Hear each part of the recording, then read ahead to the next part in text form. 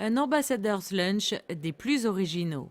Un rendez-vous inédit pour le Monaco Economic Board qui s'est tenu en fin de semaine dernière au sein de l'Automobile Club. Une conférence qui invitait pour la première fois les entrepreneurs monégasques, non pas à l'heure du déjeuner, mais en soirée, à découvrir non pas une, mais deux destinations, la Slovaquie et la Moldavie. Nous écoutons les aspects économiques qui peuvent se développer entre ces pays et Monaco. Et puis ensuite, souvent, nous faisons un déjeuner derrière. Là, nous allons faire aussi un petit cocktail. Et c'est l'occasion de plus aborder des points plus particuliers pour une personne qui aurait un intérêt à travailler avec l'un de ces pays.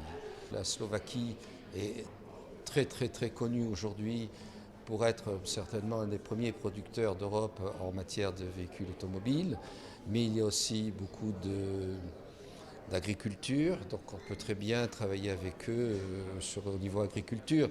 Je viens d'apprendre qu'un de nos adhérents qui fait de l'huile d'olive vient de distribuer son huile après notre séjour en Azerbaïdjan il y a quelques mois.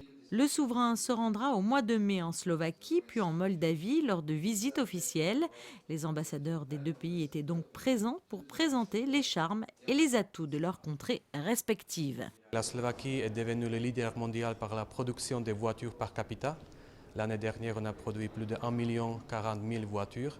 Et aujourd'hui, j'aimerais bien vraiment de présenter la Slovaquie comme un pays dynamique, jeune, très industrialisé, parce que la moitié de notre PIB est produit par l'industrie.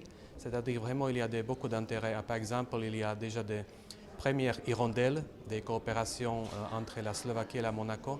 C'est l'investissement de la société Mecaplast qui produit des produits pour l'industrie automobile qui est déjà installée en Slovaquie. Il y a d'autres secteurs de coopération comme la protection de l'environnement, dans les coopérations entre des start-up, parce que le secteur des start-up est très très développé en Slovaquie. Il y a peut-être de la coopération possible dans le domaine de traitement des déchets, traitement des eaux usées, c'est-à-dire vraiment dans plusieurs domaines il y a des possibilités de coopérer. Située au cœur de l'Europe centrale, la Slovaquie est devenue au fil des ans très attractive pour les investisseurs, à l'image de l'entreprise monégasque Mecaplast qui y a implanté l'an dernier une nouvelle usine. Par ailleurs, l'économie slovaque est l'une des plus dynamiques de l'Union européenne.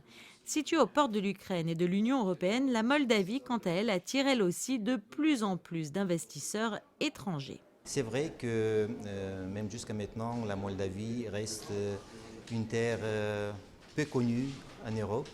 Voilà pourquoi notre mission est de faire connaître la Moldavie parmi les hommes d'affaires monégasques.